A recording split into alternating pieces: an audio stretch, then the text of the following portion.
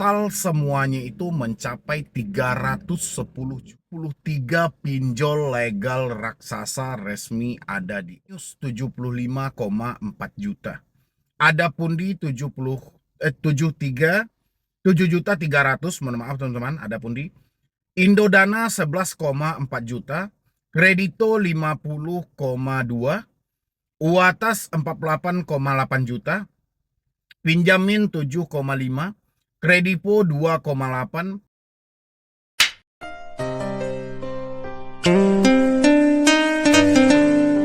Ya, assalamualaikum warahmatullahi wabarakatuh. Selamat sore buat teman-temanku semuanya, khususnya yang sudah ada di YouTube Solusi Hutang MB. Ini luar biasa teman-teman semuanya. Saya pun juga terkejut tadi ya teman-teman. Saya dapatkan satu orang yang konsultasi, yang mana di sini dia mengalami telat bayar. Total semuanya itu mencapai 310 juta teman-teman semuanya gitu loh. Dan di sini dia ada di 1, 2, 3, 4, 5, 6, 7, 8, 9, 10, 11, 12, 13, 14, 15, 16, 17, 18, 19, 20, 21, 22, 23. 23 pinjol legal raksasa resmi ada di OJK. Yang pertama, Genius 75,4 juta. Adapun di 7,300, mohon maaf teman-teman, adapun di Indodana 11,4 juta, Kredito 50,2, Uatas 48,8 juta, Pinjamin 7,5, Kredipo 2,8, Pinjam Yuk 7,7, Pinjam Duit 22 juta, Kredit Pintar 16.200.000, Uang Mi 7.200.000, Superbank 7,7, 7.700.000 ya. Ada Kami 2.300.000, Aku Laku 1.800.000, Indosaku 10.500.000, Uku 2,7 juta, Pin Plus 3.500.000, Pinjam Go 2.200.000, Klik Kami 900, Cairin 5.400.000, Monas 2.400.000. Total semuanya 310 juta menurut keterangannya ya. Ini menurut keterangan di awal. Selamat siang Pak, bisa saya berkonsultasi terkait pinjol? Saya pernah melunasi pinjol istri saya sebesar 140 juta. Tanpa sepengetahuan saya, ternyata istri saya masih punya tanggungan sendiri. Sisa hutang pinjolnya dan sudah terlilit banyak sekali sampai tak bisa bayar. Mohon bisa dibantu solusinya Pak. Luar biasa teman-teman. 140 juta sudah habis, masih tersisa hutang 310 juta. Dulunya sudah dilunasin sama suami, tapi istrinya ini tidak jujur dan terbuka, alhasil terjebak lagi di pinjol. Dan ini nggak main-main teman-teman. 23 aplikasi pinjol legal resmi terdaftar dan berizin di OJK. Apa solusi selanjutnya kalau sudah seperti ini gitu loh? Gila nggak kalian sih? Ya, saya pun juga gak habis pikir kalian bisa berhutang sebanyak ini teman-teman gitu loh. Rasa saya ini aplikasi terbanyak ya, dengan nominal yang cukup luar biasa di awal tahun 2026. Menandakan pinjol-pinjol ini masih lemah dari segi peraturan yang telah diterbitkan oleh OJK. Batas maksimal tidak diperhatikan, kredit scoring tidak dilihat. Habis itu calon si borrower atau calon si peminjam tidak diperhatikan secara jelas. Akhirnya ini berdampak buruk. Berdampak pada si peminjam, berdampak pada si pemberi pinjaman. Luar biasa gitu.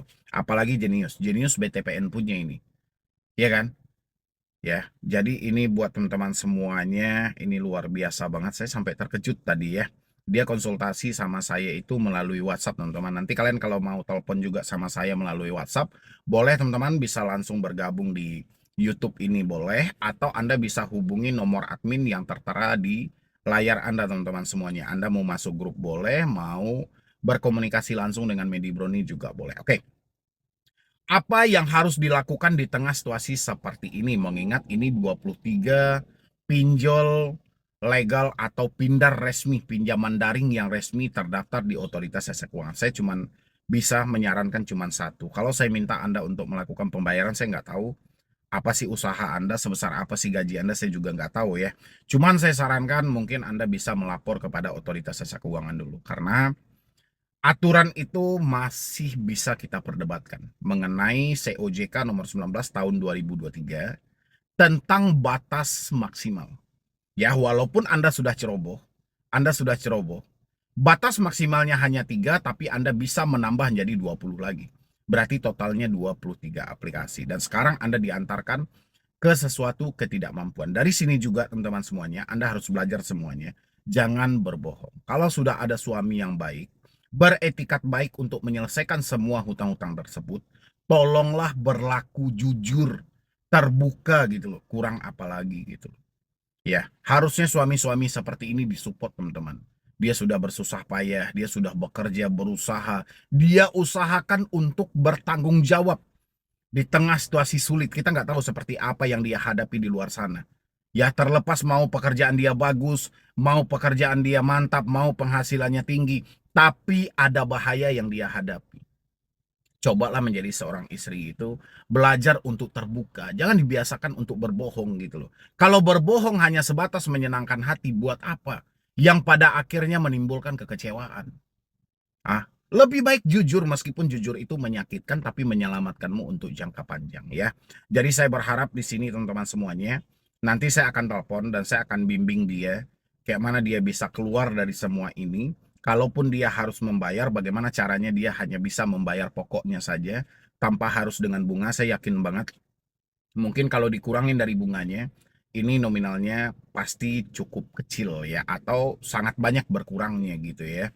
Tapi kembali lagi nanti kepada kemampuan dari si debiturnya. Kalau memang si debiturnya menyatakan sudah tidak mampu, ya kita pun juga nggak bisa banyak banyak solusi dalam hal itu, karena memang sudah tidak mampu dia gitu loh. Memang semuanya ini sudah di luar batas kemampuan. Karena sudah diuji semuanya, sudah dipertimbangkan. Anda itu cuma maksimal 3. Ya, 3 aplikasi ini aja Anda kewalahan dalam membayar. Apalagi ini nominalnya totalnya 23 aplikasi. 310 juta itu sudah bagus Fortunernya itu teman-teman. Ya, satu mobil. Kalau rumah tipe 45 itu kalian sudah bagus itu. Ya nggak sih? Tipe 47 semuanya pokoknya rumah sudah layak huni dan sudah bagus, sudah mantap itu loh. Tapi ini hanya terjebak dalam dunia hutang pinjol. Pinjol ini juga terkadang tidak mengontrol teman-teman semuanya gitu loh. Kalau sudah seperti ini, bukan nasabah aja yang rugi gitu loh. Mereka pun sebagai penyelenggara juga akan dirugikan. Nasabah tidak akan mampu lagi membayar, dipaksain gali lubang tutup lubang, tidak ada lagi yang bisa cair. Sekarang aja sudah ada 23. Sementara pinjol itu cuma 95. Ya. Berarti 23 sudah dia ambil, dan itu 23 umumnya pinjol-pinjol yang selalu familiar gitu loh. Ya.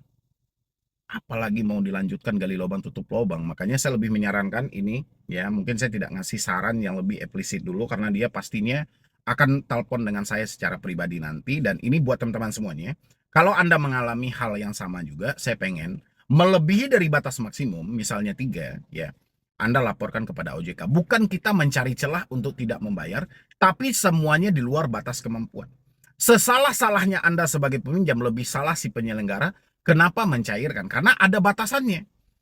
Ya kan? Kalau dia misalnya mencairkan dan melebihi batas maksimal, kesalahan sepenuhnya ada sama penyelenggara gitu loh. Sudah tahu si nasabahnya sudah meminjam lebih dari batas maksimal, ya sudah hentikan. Ngapain dananya masih dicairkan lagi? Rem lagi lah. Limitnya dihapuskan, limitnya diambil, pinjamannya dibekukan, dan jangan dicairkan lagi. Kan harusnya seperti itu. Ini enggak. Tetap aja dicairkan, tetap aja dicairkan. Akhirnya numpuk sebanyak 23 aplikasi. Kalau sudah seperti ini, pastinya yang gencar-gencar melakukan penagihan ya pihak debt collector. Kalau pihak pinjol mah tidak mau tahu, yang penting bagi mereka bayar. Makanya saya bilangin buat teman-teman semuanya, libatkanlah Otoritas Jasa Keuangan, libatkanlah Asosiasi Fintech Pendanaan Bersama Indonesia, karena mereka yang selalu berkoar-koar akan membantu Anda untuk menengahi perkara ini. Bahkan mereka berjanji pun, kalau Anda misalnya sudah tidak mampu, dia akan menjembatani untuk negosiasi. Makanya semuanya teman-teman, laporkan dulu ke otoritas jasa keuangan, karena kalau Anda langsung maju sendiri untuk menegosiasi, saya yakin pihak pinjol 90% akan menolak negosiasi Anda. Ya, mengingat nominalnya cukup besar dan jumlah aplikasi yang Anda pinjam itu cukup banyak teman-teman. Yang penting tidak ada yang perlu Anda takutin semuanya, karena sesalah-salahnya Anda lebih salah aplikasi yang mencairkan dana tersebut tanpa ada kontrol, tanpa mengikuti aturan yang berlaku di otoritas jasa keuangan. Ya, dan ingat juga buat teman-teman semuanya, jangan pernah gali lubang tutup lubang. Jadi sekian dulu dari saya, Medi Broni. Wassalam.